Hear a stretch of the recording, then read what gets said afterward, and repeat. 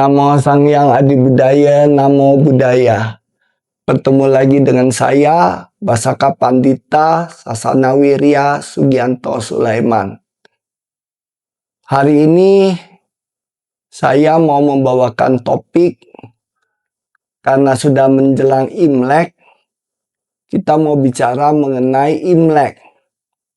Tahun ini kan sionya sio kuda api.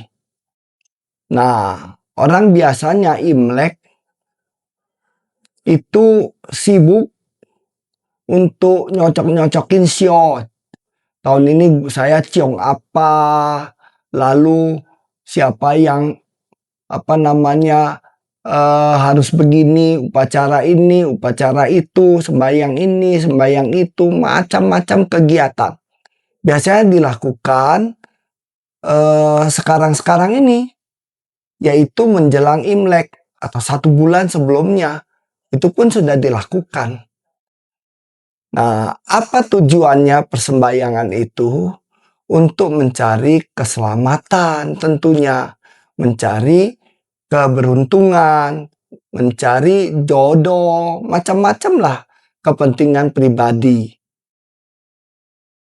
Nah, lalu apa kaitannya dengan kehidupan kita modern ini? Apa benar cara begitu dapat menyelamatkan kita? Dapat membuat kita enteng jodoh, dapat membawa kita beruntung, dapat membawa kita sehat, sejahtera, damai, sejahtera, dan sebagainya. Apa benar itu? Sembayang-sembayang seperti itu. Apa pasti kita akan memperoleh kebahagiaan atau apa yang kita mauin itu? Sayangnya, umat tidak bertanya soal itu. Apakah hal itu berdampak baik, berdampak positif atau tidak? Umumnya mereka nggak mau tahu. Yang mereka tahu, saya mau. Saya mau beruntung, saya mau sehat, saya mau sejahtera, saya mau enteng jodoh. Pokoknya mau mencapai apa yang menjadi keinginannya. Soal apakah itu efektif atau tidak, orang tidak berpikir soal itu.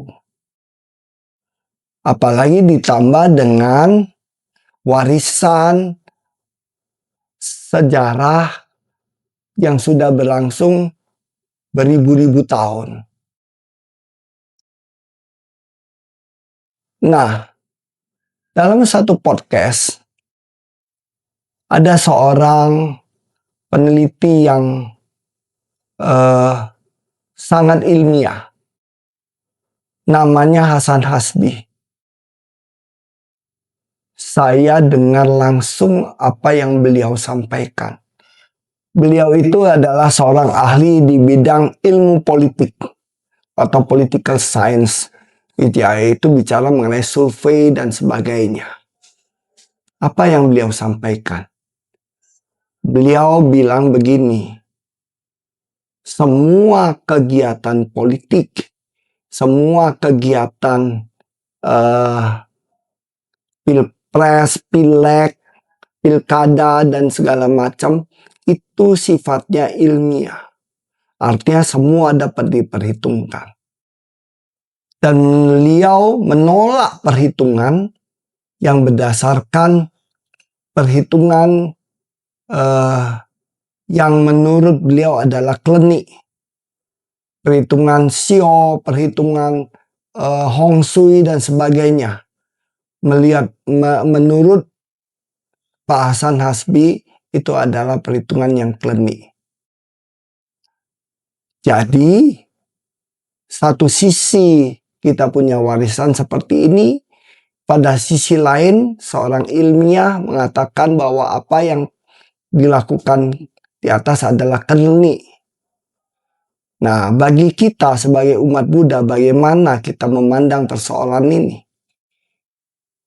Menurut saya, patokannya sudah jelas. Agama Buddha melatih pembebasan, melatih untuk mencapai kebebasan, bukan keterikatan.